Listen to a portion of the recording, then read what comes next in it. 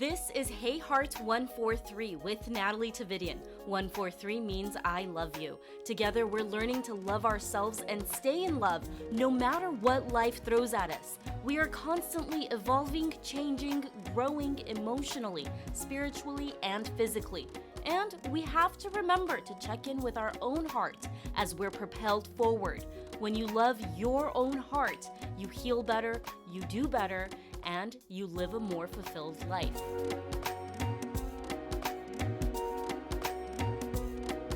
In this episode of Hey Heart 143, I am reconnecting with my friend Dan Babick. Dan and I met while working at AfterBuzz TV.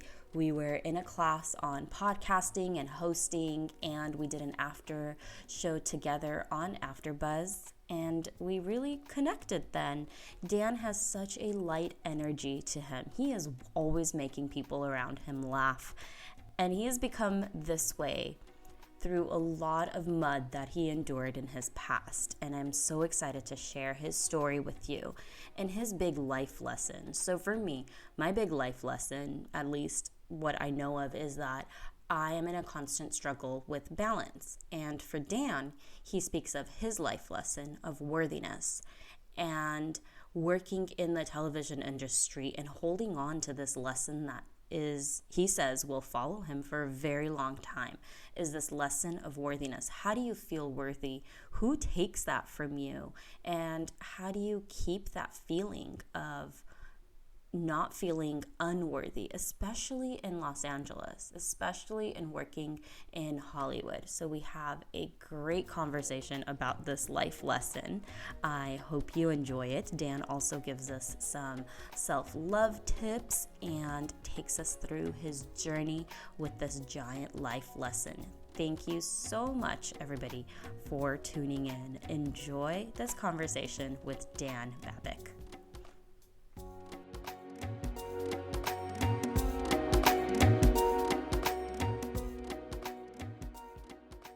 Babick. Yes. TV host, style expert. Welcome to Hey Heart 143. I'm so excited to reconnect with you. I know. Isn't it funny? We were just working out. It's been almost 3 years since we saw each other, which it feels like 3 days.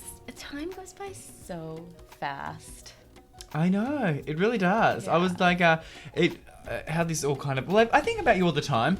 Aww. I always think, I wonder Natalie, because that's how you told me how to say Natalie, how to say your name. And I think about you all the time. And then we just connected because we were looking at, I think it'd been like 3 years since we did a show together. And I was like, oh my God, where did that time go? And then I was like, we have to get together. And you're like, well, let's do this. Let's kill two birds with one stone. That's my favorite part of those Snapchat memories and social media memories. It kind of like brings back, this is where you were 3 years ago. I know. I was like, this is where I was. I was 25 pounds lighter.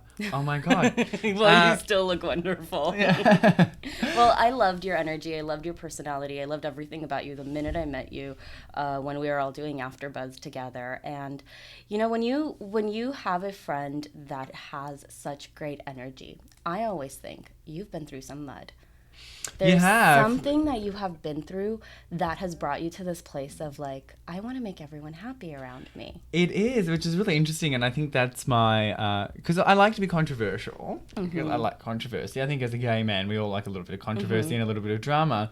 But I think that's my big thing. I think when you've been hurt before in the past, you never want to hurt anyone else. And I remember there was a time when I was going in my career where I could have made a lot of money to become super political, but I decided to not go down that route because I never wanted to hurt anyone with becoming polarizing or, you know, being something I wasn't. But it's so true you're saying that. I think because I've been hurt before in the past, I never want to hurt anyone. I want everyone. Do you mean work-wise, relationship-wise, through friends? Like, all where's of the this coming from? Yeah, I think it was just, you know, I didn't have like a traumatic childhood. I had a very good childhood. And I think that's part of the reason I even have pain today, because we were just talking about it before we went on. Is I want to have children, and you know, and I want to have. You want babies. You're putting that out there. I want babies. So I've already named them Portia, Skylar, and Maxwell. Of course you are. Portia, and, you know, so Portia's, you know, and it doesn't matter what your partner thinks. These are your children's names. No, well, they might not be a partner, you know, and that's where you kind of as you start to get older, you start to worry about think about these things. I don't know where I was going with this, but yeah, I think I had a very good childhood, but I was obviously very much bullied because I was, as a little gay boy, gay boy. It was, I didn't fit in the environment I was, and it was very different, 15 years ago growing up than it is today. And where exactly did you grow up? In Australia, Was it a smaller town, a bigger city? A bigger town, small city. Okay. 250,000 people. It was called Geelong. It's like an hour, it still is called Geelong, an hour south of Melbourne. Okay. So it was and I was in a very, grew up in an ethnic environment, a lot of Europeans and, first generation Australians.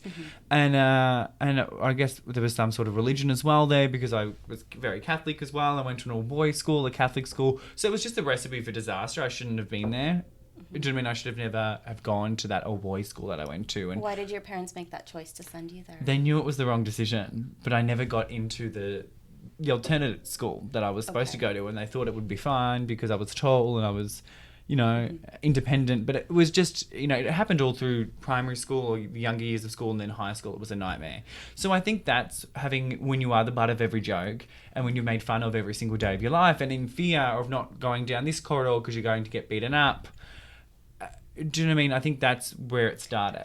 So high school is when the bullying started. It started earlier. It started much earlier as a child. It was because of your sexuality. It was, and I didn't even know I was gay at the time. I assumed I was gay, but you're still working it out. But it was because I was gay. Yeah, and it was.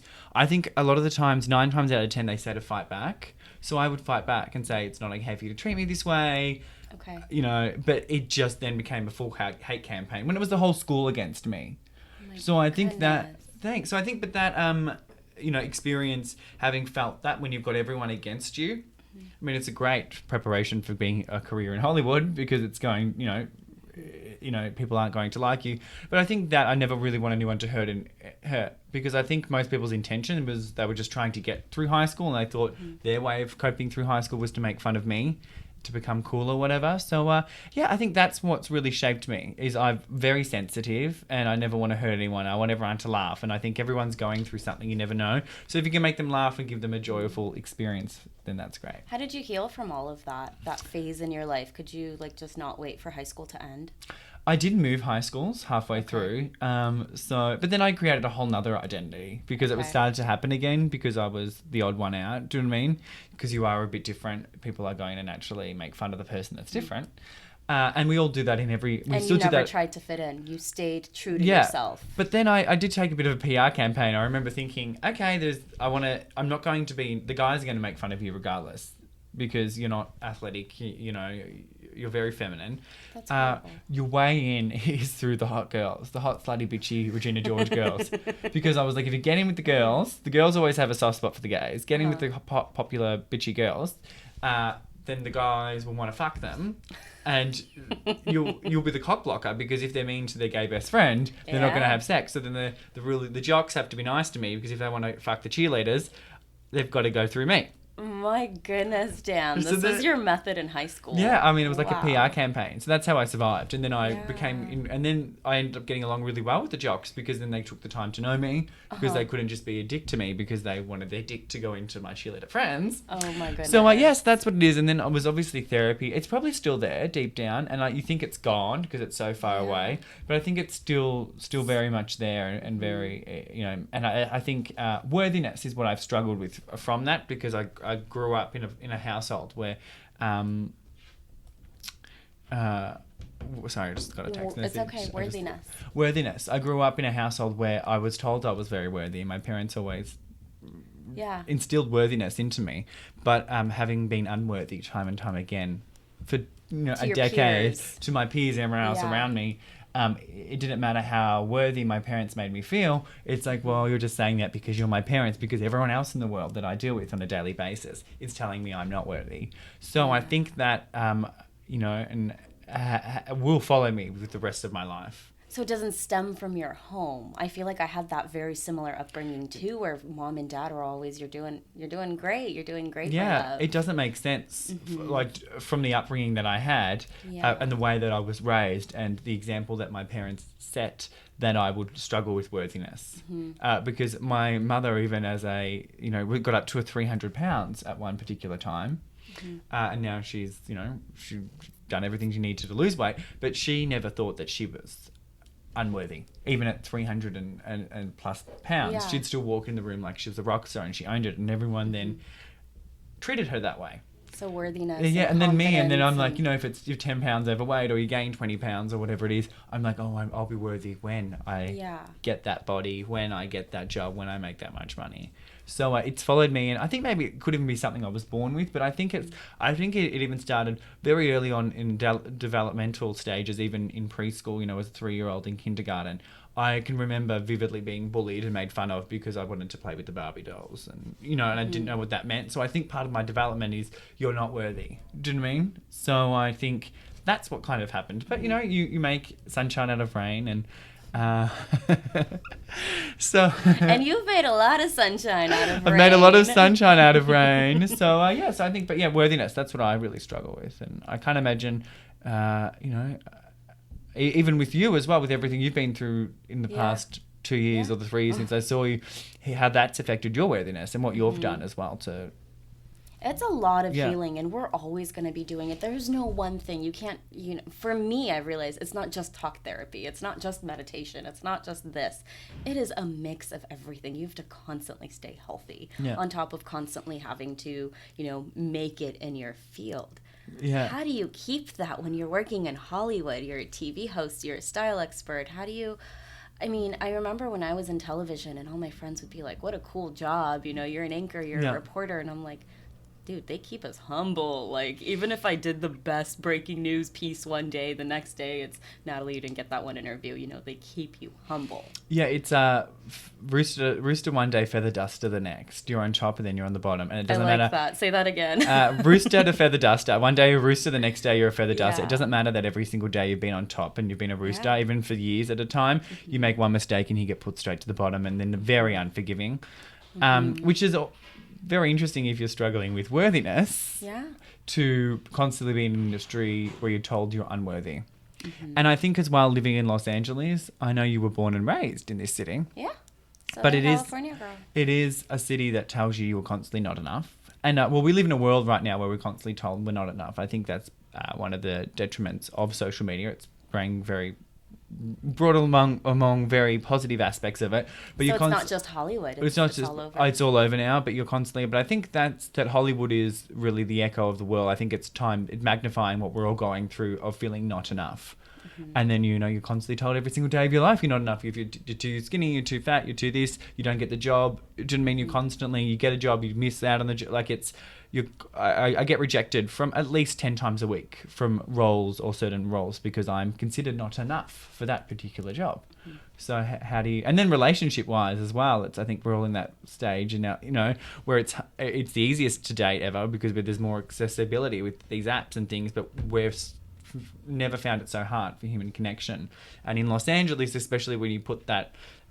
we're all very superficial in this city, and I say all because I think most of us are, including myself. It really is... It's a difficult place because you're constantly feeling rejected in there, which creates a lack of worthiness. I'm not worthy for love. I'm not worthy to have the job I want. I'm not worthy. So, it's very interesting I chose this. But I think deep down is when you do get the... part of me doing this career and a lot of people getting to Hollywood is to feel worthy. But you're also good at what you do. I'm also good at what I do, and yes. you enjoy it. I love it. When we were doing the podcasts together, we had so much fun. I love it. We loved doing it. It's so much fun. I think it's just fun to put on a bit of a show and make people laugh. I think it just comes naturally. Yeah. And I think I'm very ADD and very ADHD and all of the above. And I think it causes me to relax afterwards. Like it makes me very present. It's my form of meditation. Yeah. I forget what it's called, but I know you're very good with all the healing terminology, but there's a type of spirituality where you are the most spiritual through your job and through your line of work. I'm going to have to look into that. I've got to Google it, but I remember reading it and that resonated with me, that you feel most at home at work. That's what keeps you, your job keeps you grounded, your job keeps you sane, it keeps the chatter out of your mind, it really centers you, and that's what my work does. That's my version of spirituality, that and being in nature. But it takes a while to get in nature. Don't live near the hiking canyons, and we're all so busy to go out and get in nature for an hour kind of seems impossible at times. So it's my work that really grounds me. Well, I'm glad you worked with me because we were supposed to meet yesterday, but that's what I needed. I had a moment of, this is insane, I need to get out of LA, and I just went into nature for 2 days and came back, and I feel, instantly refreshed. It is, and I love when I love even not being on your cell phone for 24 hours. Do you do that? I do that. Okay, so give us some self-love tips. Like, Self-love. what do you do for self-love? I think that's a good one. That's a good one. To spend time with yourself, the 24 hours of no cell phone. Yeah, I think really getting away and going with friends or a boyfriend or a girlfriend or your family and going somewhere in nature, even just for a day, and go somewhere where there's no cell service. I know it's really hard to find, but it's honestly the most relaxing thing in the world, especially now as we're starting to get into winter. Go somewhere a little bit colder with the rain, and you can and just be with the ones you love and hibernate. It's so important. I think that's my number one self-love tip. I mean, I'm not the best self-love tip guru, do you know what I mean? Because I think it's very easy to follow things and to it's easy to say things but following them is a different thing. But I think just doing things that make you happy as well. So whether that be watching a movie or whether even be eating an ice cream, it might be seen as avoidance, but just being kind to yourself. I think it's very important to be tough on ourselves because, and I am very tough on myself because, you really want to be the best you can be in life. And if you're not a little bit tough on yourself, then you will, give yourself leeway and room to do things that are wrong and are not the best at times. So I think it's important to be tough on yourself, but then you have to be very good to yourself. And once you've done all you can do, then it's in God's hands and just relax. And everyone always says that the number one thing is when they look back at their life to just relax. I mean, that makes me nervous to just relax. Really makes me nervous, but to get rid of the guilt and the shame, with relaxing. It's important to have that downtime. Yeah, I did a podcast on not feeling guilty when you set boundaries, and that was a big part of this whole self-love journey is set boundaries and not feel bad about it. Yeah. Like if people are pushing and pulling and saying, come out tonight and do this and do that, and you're like, no. Yeah, and I've changed as well. Like I don't like to go out as much as I used to. I think as part of my therapy when I was going therapy is really great, by the way. I did it for a year when I first came to LA because I realized I was still going through trauma from the bullying and things. And how long have you been in LA now? 5 years almost. 5 On and years. off. I've had times where I've had to go back for 9 months, but 5 years next month, yeah. And I think I really recommend it. Like he told me something that really impacted me and said, oh, you're an empath. And I said, oh, what's that? And it's, obviously being sensitive to other people's energies and you absorb it. So I think that has really helped me because it realized, oh, that's why I am the way I am. And I am extra sensitive and, even going to certain parties or rooms, I don't feel comfortable. If the vibe's not right, I can't even, even if the music's up a little too loud in Starbucks or a cafe, I can't work there. Yeah. Because I know that sounds a little stupid, but I'm very sensitive to the energy around me. So it made a lot of sense. Oh, I'm a very highly sensitive empath. Like, I will feel it in my throat and in my heart. Like, I will feel this pressure if I'm around people that are going through some really heavy things and are projecting it on me. It sounds crazy, but I feel it. Yeah, and it's, and I think I feel it as well when people invite you somewhere, but then they don't really want to spend the time with you while you're there. I always find that really weird when someone invites you to their event or the thing, but you're just there for a numbers game. Do you know what I mean? Or they don't give you the time of day, or they're not being authentic with you. I'd rather just, I think that's why in like a club type zone, I've stopped going to clubs as much because I was like, oh, when I meet people, I want to actually authentically connect with them.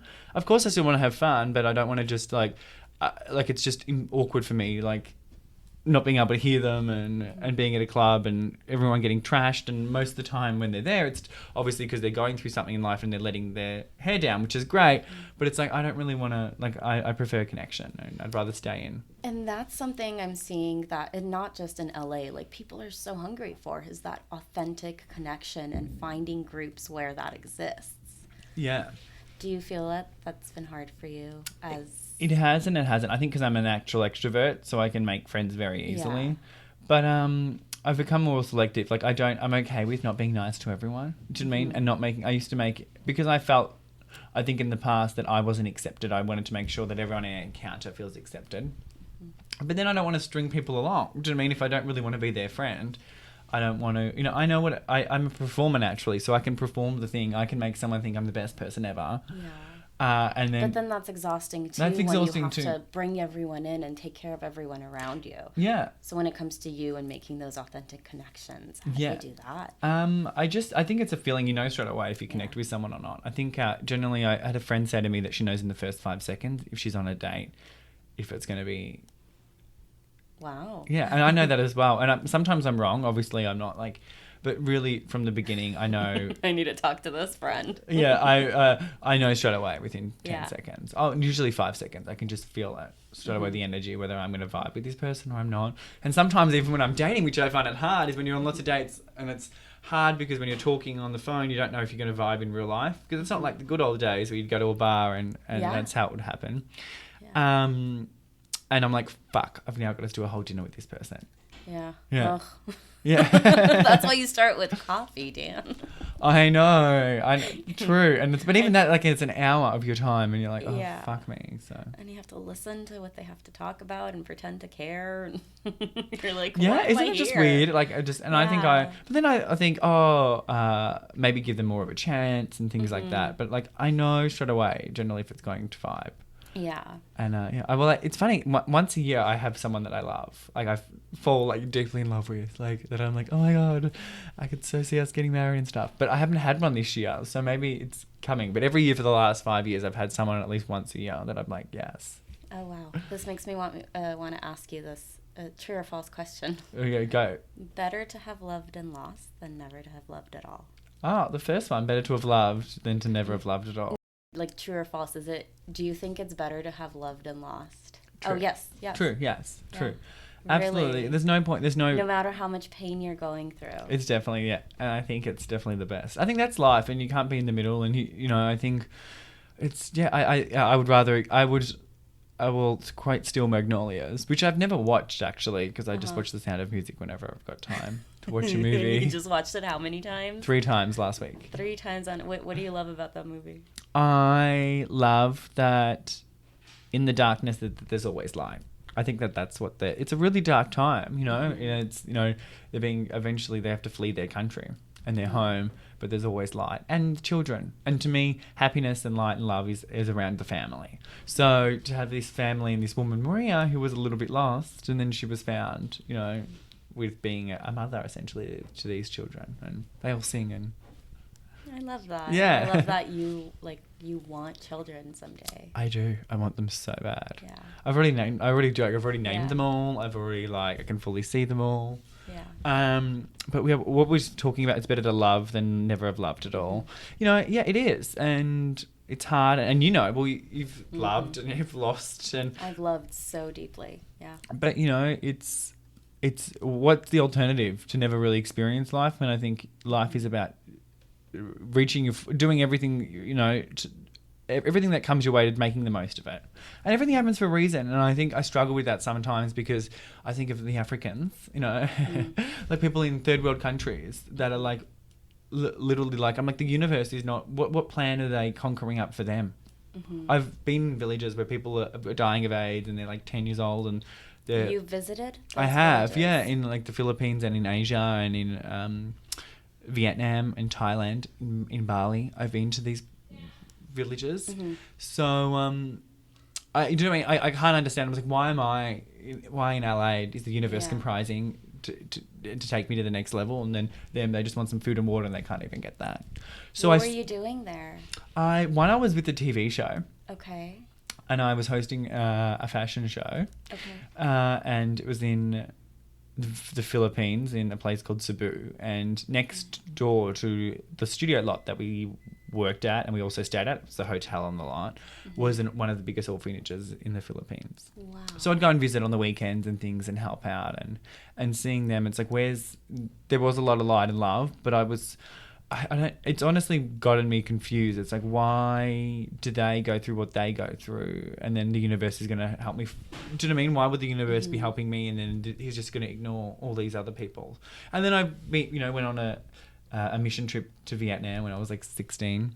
Mm-hmm. I did that for 2 weeks. And then I've lived with native Australian, like Aboriginals, for a week as well. And then when I went to Indonesia, when I finished school for 2 weeks, I went to orphanages and things like that. I met the children. So Yeah, I've done a lot of that type of stuff. I'd love to do more of it. So And that brings it a very different perspective into your life, doesn't it? it does. And I think when you, I think the Philippines, especially because I lived there for over 2 months, and having seen people be sex trafficked, do you know what I mean, in front of your own eyes, you're very aware of what's going on. There's a 12-year-old girl and then there's a 65-year-old white man.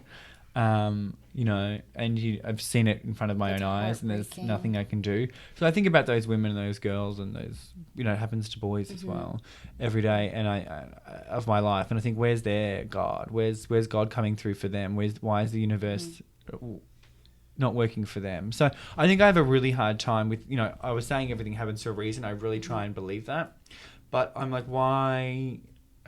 But maybe we're supposed to. Why it just seems like in Western countries, in first world countries, that everything happens for a reason. It's like if you talk to someone that doesn't have food or anything to eat and it's been starving for 20 years. Where's the reason here? Where's the reason? Yeah. And they're trying their hardest every day to just survive. Is that a cause that you feel like very connected to? I do, yeah. And I think when you give, you receive. You really do. Well, they've done lots of studies as well. It lights up the same part of your brain as giving as when you receive. And I even know my mother is like a crazy present shopper. She loves buying presents. And I love buying presents. I love buying presents. And I always understood. I'm like, Mum, we don't want all these presents. Like at Christmas, she just buy present after present after present. And I'm like, I might sound like a selfish little brat.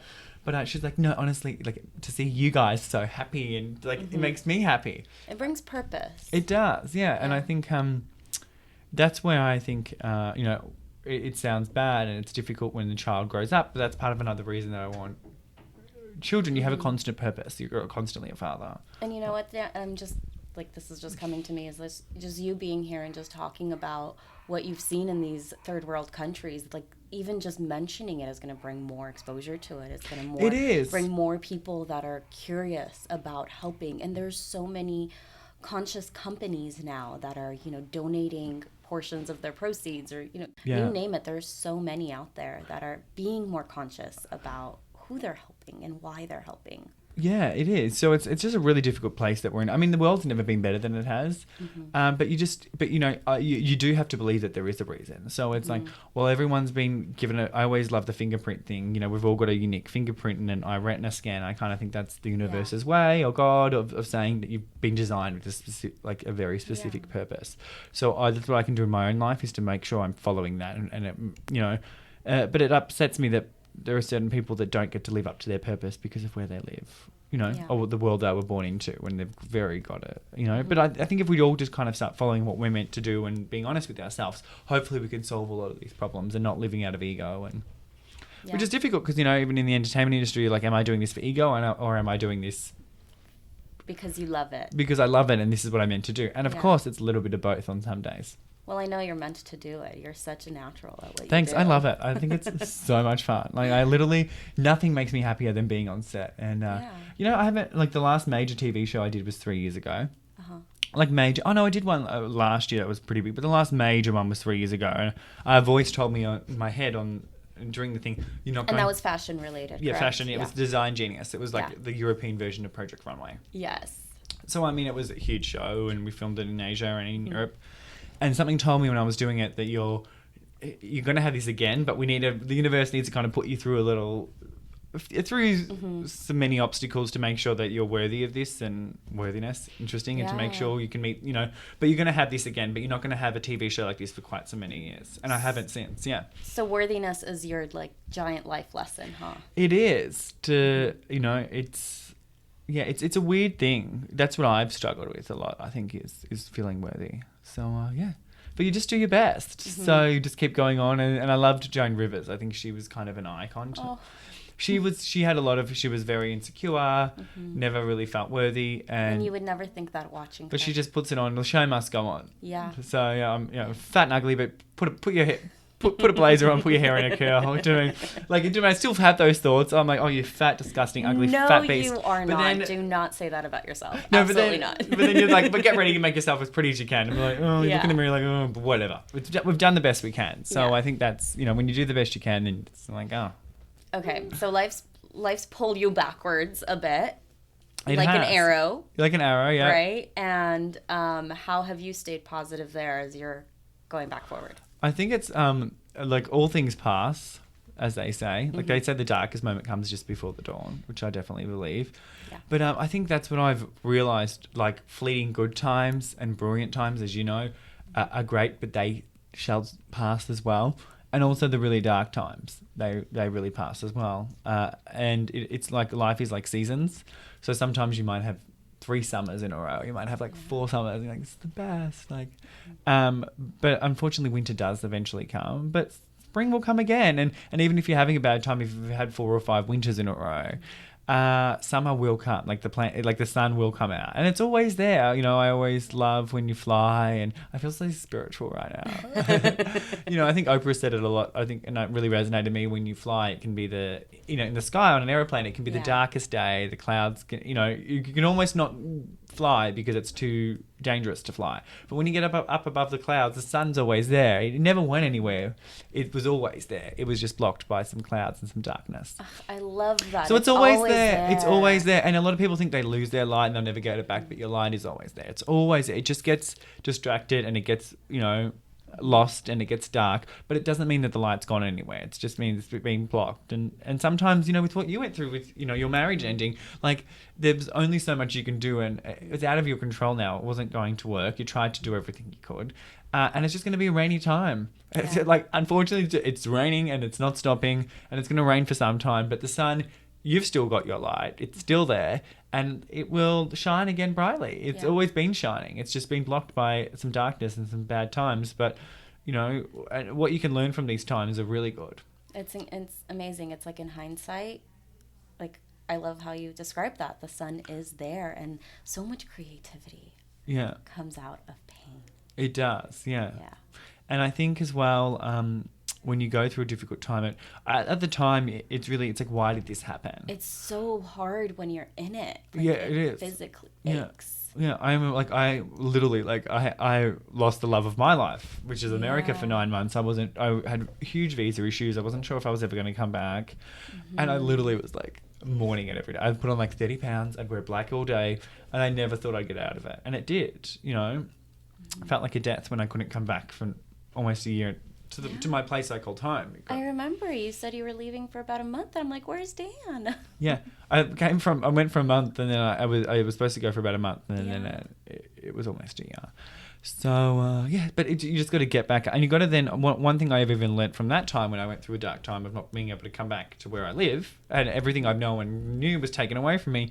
You just still have to focus on the positives. I still had this beautiful family in Australia that was so happy to spend time with me, and I was an asshole, and of course I was going through the motions, but I, instead of enjoying that time with them and really bonding with them. And now you're wiser. Any moment you have with your family, you need to take care of. You need to be present in that moment. Yeah. But it's also good. I love taking something. Oh, that's such a good reminder. It is, yeah. So, but there's always some, you look back and you, at hard times, like, maybe that it did happen for a reason. That I did got really close with my grandmother when I was there, which was good. And it was also, it made me stronger and it made me more resilient and it made me question, why do I really want this so badly? Yeah. Do you know what I mean? Why is it ripping a part of my soul, not being in America? And really what it was I finally found my place where I belonged and it had been taken away from me. Yeah. And it was a very hard thing because I love my family, but I never felt like I belong. I belong in my family, but not in that environment, in that place. Yeah. In Australia, in the town, and their friends, and I love them all, but it's just not my tribe. And you probably appreciate it more now. I do, yeah. But I think, I feel like I'm getting old. You just relax when you get a little bit older. Like, I just don't care as much anymore. Yeah. I still care.